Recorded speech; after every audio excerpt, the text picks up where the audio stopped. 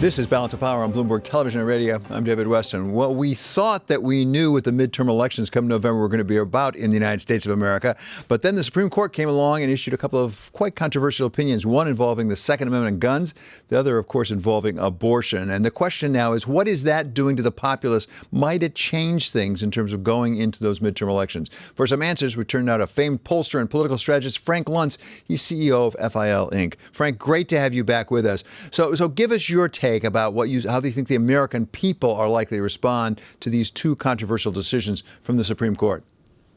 Well, both of them are problematic for the Republicans. In the issue of guns, and it's now been taken off the table, Congress's passing of the most significant gun legislation in decades makes it more likely that voters will turn to other issues such as quality of life, the economy, and particularly prices that you've been talking about on this show. But the abortion issue is another challenge for the GOP because for them it's an issue of principle, as it is for the Democrats. But the politics of abortion advantages the Democrats that more people are pro-life than pro-choice.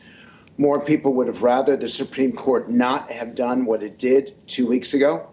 It mobilized Democratic voters, progressive voters, and it will be a challenge as state after state makes decisions on abortion that, while it pleases those who are pro-life, agitates and concerns those who are pro-choice. And you'll notice I'm being very careful about my language because on issues like this, language and messaging matters. But if the issues are about the economy, about public safety, about international security, the Republicans have the clear advantage. If they are about these social issues, such as guns and abortions, the Democrats have the advantage. Well, give us a sense, if you segment, as it were, the populace. Who cares the most about these issues? Well, there are two groups that I'm watching very closely in the election campaign.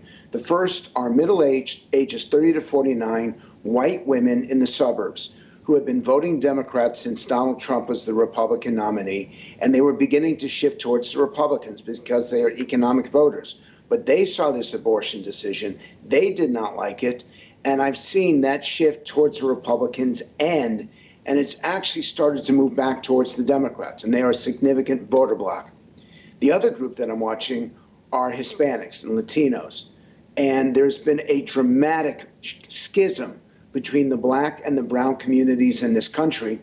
Latinos used to vote about 28-30% for the Republicans.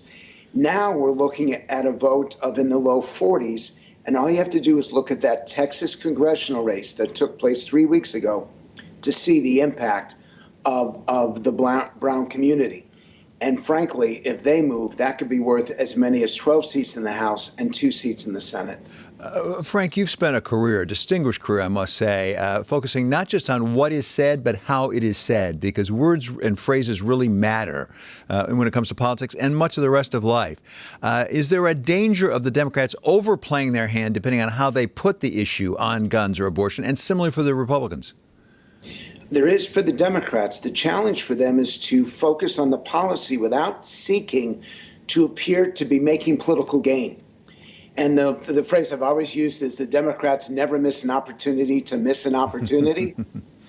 This could be one of those cases. If they are seen as fighting for women's rights, if they are seen as fighting for public safety, they can take advantage of these two issues. If they are seen as trying to pad their voter pool and trying to appeal for political reasons, the public will say, hell no. On the Republican side, it's actually not about the economy. It is about quality of life. Yes, people are concerned about their standard of living with prices going up. But if you're talking to them about their quality of life concerns and day-to-day prices, and most importantly, the word affordability. You and I talk about inflation. The average American talks about affordability.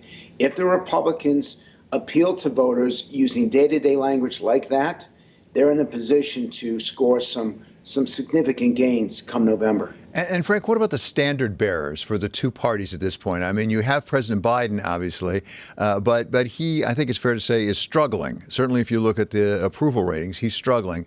And similarly, you have Donald Trump, the former president, but he's not necessarily a lock to be the leader of that party. Are there others willing to step in? We saw, for example, Gavin Newsom start to run ads in Florida, for goodness sakes, of all things. And you also have, for example, you have Liz Cheney stepping forward. You have Ron DeSantis stepping forward. Are there standard bearers that are sort of likely to come in and play a role in this election? Well, let's talk about the two front runners in their parties. Joe Biden has the lowest approval rating of any president since Jimmy Carter. So you have to go back 40 years to see someone who's been experiencing this. And the polling that's been done recently, 60% of the country does not want him to run again. And significantly, a third of the Democrats don't want him to run again. On the Republican side, Donald Trump actually fares just a bit better than Joe Biden, but you still have a majority of Republicans who'd rather see somebody else running. The American people are looking at these two individuals, and frankly, they're coming to the conclusion that it would be better to see somebody else, somebody new or somebody fresher enter the political stage. And by the way, Biden's approval rating on some of the key issues, such as inflation, handling the economy, public security, are frankly, they're in the tank. And the vice president's numbers are not much better. In terms of who would replace them, there is no front runner on the Democratic side. On the Republican side, it's Governor Ron DeSantis. And there's a poll now in New Hampshire that has DeSantis beating Donald Trump for the first time. And just to put this in context, we went through the same kind of election in 2008 when Hillary Clinton was running against Barack Obama. She was beating Obama by 50% to 10% nationwide. But in the key states of Iowa, New Hampshire, and South Carolina, he was doing quite good. We see the same thing now. Donald Trump is dominant nationwide in all the polling. But in Iowa, New Hampshire, and South Carolina, Ron DeSantis has already begun to move. His numbers are quite favorable in those states. And quite frankly, if Trump and DeSantis are running against each other, you can't call it at this point. Frank, finally, briefly here at the end, one person who's not doing so well today is somebody I think you know pretty well, which is Boris Johnson, the Prime Minister of Britain. You spent a lot of time over there. As I understand, you went to school with him. What do you make of what we're seeing right now over in London? The public is prepared to accept missteps. They're prepared to even accept mistakes, but not in issues of integrity. And that's something where the British audiences and the American audiences are the same. We expect you to tell the truth, look straight into camera and tell the truth. I love that visual that you've got of him right there.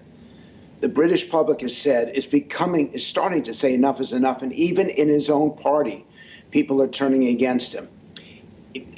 Honesty and integrity are core issues to the American people and to the British people. And they've come to believe that Boris Johnson is not as honest and as forthright as he should be, which is why you see all this consternation right now. I question whether Boris Johnson will still be the prime minister 14 days from today. Yeah, we've heard people say something very similar, but let me push on this just a little bit. One more, Frank, because you do know him. Why did it take that long for the British people to come to that conclusion? I mean, I have nothing either for or against Prime Minister Johnson at all. But if you look back at his career, there have been a lot of questions about his relationship with the truth, going back to when he was a columnist over in Brussels, for goodness sakes. So why are they surprised? I mean, they sort of knew what they were getting, much the way the American people knew what they were getting with Donald Trump. It's the proverbial straw that breaks the camel's back, that he was given a pass, unlike most politicians, just as Donald Trump was in America. But at a certain point, the public looks at that elected official, and this is a warning for Donald Trump. They were prepared to accept Boris Johnson's missteps again and again. But when it came to the integrity of the people who he is entrusting in his administration, and when that integrity was being challenged, the public and his own party said, I've had enough. Donald Trump is not in jeopardy in this country because of the January 6th hearings. He's in jeopardy because Republicans who are watching are starting to wonder, do I really want to go through this again for another 4 years? There's a lot of differences between the two countries, but in this case, being fed up, wanting to have a change, the similarities may be significant. Okay, it's always wonderful to have you with us, Frank. That's Frank Luntz. He's that famed pollster and political strategist. He is the CEO of FIL Inc.